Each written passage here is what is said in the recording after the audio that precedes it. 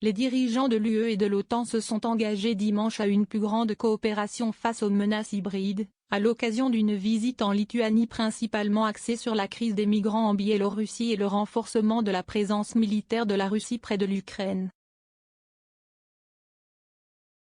Le secrétaire général de l'Alliance Atlantique, Jens Stoltenberg, a à cet égard à nouveau appelé Moscou à une désescalade à proximité de la frontière ukrainienne et mis en garde contre les coûts et les conséquences d'un recours de sa part à la force.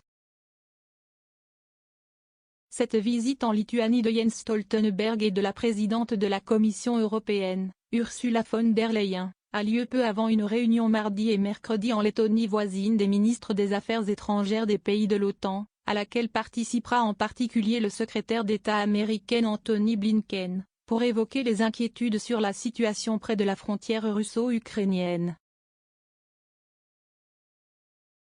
Jens Stoltenberg et Ursula von der Leyen ont tous les deux accusé la Biélorussie d'orchestrer la crise des migrants et d'ainsi faire peser sur l'Union européenne une menace dite hybride, ce que Minsk dément. La Lituanie veut agir. Des milliers de migrants originaires pour la plupart du Moyen-Orient, ont traversé ou tenté de traverser ces derniers mois la frontière biélorusse pour se rendre dans les pays de l'Est membres de l'UE et de l'Alliance Atlantique que sont la Lettonie, la Lituanie et la Pologne. Pour répondre à de tels événements, il est important que l'Union européenne et l'OTAN travaillent main dans la main, a martelé la présidente de la Commission européenne au cours d'une conférence de presse commune avec Jens Stoltenberg et les dirigeants lituaniens. Nous avons discuté de la façon dont nous pourrions intensifier le travail commun de l'OTAN et de l'UE, notamment par le biais d'une nouvelle déclaration commune, car nous sommes plus forts et plus en sécurité lorsque nous travaillons ensemble, a de son côté expliqué le secrétaire général de l'Alliance Atlantique.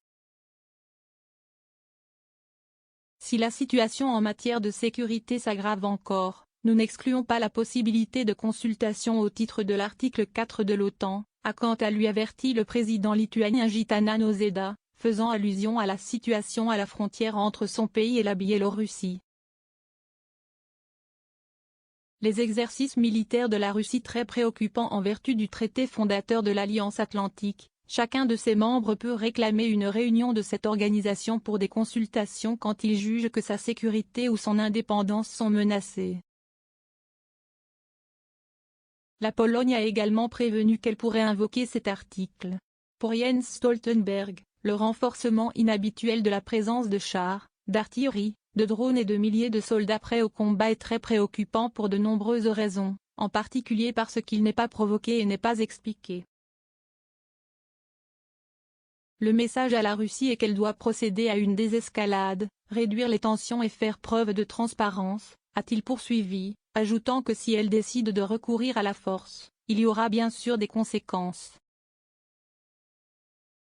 12 commentaires 10 partages partagés sur Messenger, partagés sur Facebook, partagés sur Twitter, partagés sur Flipboard, partagés sur Pinterest, partagés sur LinkedIn, envoyés par mail. Sauvegarder une faute, imprimé.